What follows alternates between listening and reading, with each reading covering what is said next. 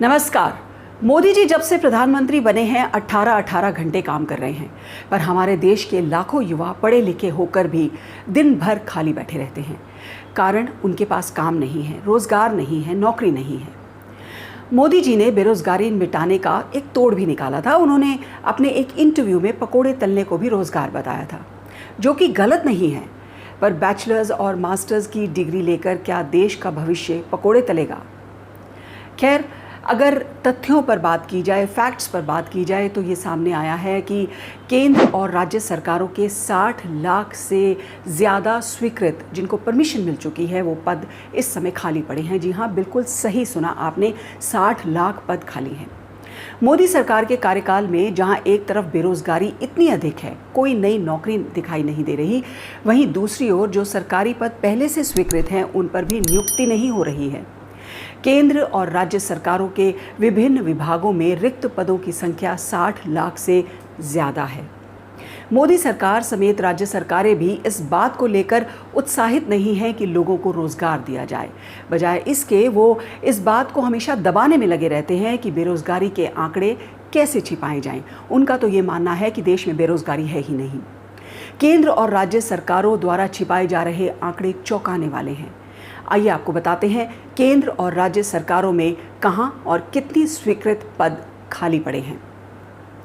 60 लाख में 9.1 लाख पद केंद्र सरकार के मंत्रालयों और विभागों में हैं।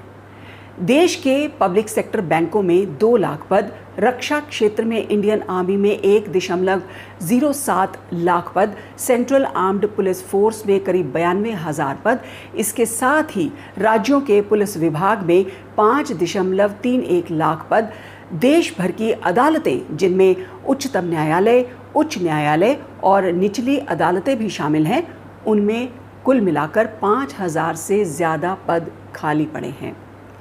अखिल भारतीय राज्य सरकार कर्मचारी महासंघ यानी AISGEF की माने तो विभिन्न राज्य सरकारों में खाली पड़े रिक्त पदों को अगर मिलाएं तो राज्यों में ये आंकड़ा जो है वो 30 लाख से भी ज़्यादा निकलेगा। अगर बात की जाए केंद्र सरकार की, तो केंद्र के विभिन्न मंत्रालयों और विभागों में 2014-15 में 4.21 लाख पद रिक्त थे, जो कि इन विभागों में कुल स्वीकृत पदों का 11.5% था।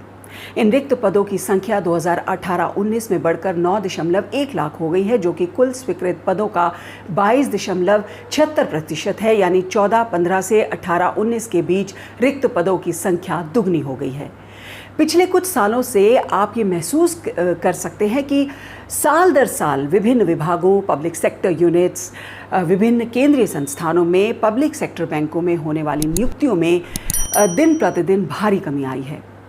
कोरोना महामारी ने ये साबित कर दिया है कि केवल और केवल सरकारी तंत्र ही मजबूती से ऐसी त्रासदी के दौरान लड़ाई लड़ पा रहा है, और उसमें भी खास तौर पर एसेंशियल सर्विसेज सेक्टर, जिसमें हेल्थ, पुलिस, बैंकिंग लगातार जनता को सुविधाएं मुहैया करवा रहे थे, परंतु प्राइवेट सेक्टर तो कहीं दिखाई भी नहीं दे रहा है, या जो है भी वो बस अपना मुनाफा कमाने में लगा हुआ है, जिस कारण से ज़्यादातर आम लोगों के लिए प्राइवेट सेक्टर पहुंच से बहुत दूर है। वहीं दूसरी तरफ सरकारी तंत्र में कर्मचारियों और सुविधाओं की कमी से आम जनता दर दर भटकते हुए दिखाई दी। शिक्षा और स्वास्थ्य की अगर बात करें तो ये 2 प्रमुख क्षेत्रों में सबसे चौंकाने वाले जो रिक्त पदों के आंकड़े हैं, उनका सबसे जो बड़ा कारण है वो है इस क्षेत्र में या तो बहुत ही कम फंडिंग होना या फिर फंडिंग की कटौती होना, जिसका नतीजा निकलता है कि लाखों शिक्षक स्कूलों और कॉलेजों से गायब हैं। इसके साथ ही पढ़ाई सीखने के स्तर में गिरावट आई है, जिसे आप डिटेल रूप में शिक्षा स्थिति की रिपोर्ट में देख सकते हैं। शिक्षा प्रणाली की ये कमी भारत के भविष्य को एक बड़े अंधेरे में ढकेल रही है। भारत का युवा काम न मिलने पाने के कारण रोजगार को लेकर हताश है। वहीं जब देश में बेरोजगारी दर अपने चरम पर है, तब इस तरह से बड़ी संख्या में पदों का खाली होना निराशाजनक और निंदनीय है। सरकारें आती रहेंगी, जाती रहेंगी, चुनाव के समय बड़े बड़े वादे करती रहेंगी, पर सच्चाई ये है कि देश का युवा रोज़गार के लिए परेशान है, बेरोज़गारी से परेशान है, उसे रोज़गार चाहिए। स्थिति ये है कि एक सरकारी दफ्तर में पियोन की नौकरी के लिए भी लाखों आवेदन आ जाते हैं और उनमें ज़्यादातर MA, BA, PhD तक लोग उसमें आवेदन देते हैं।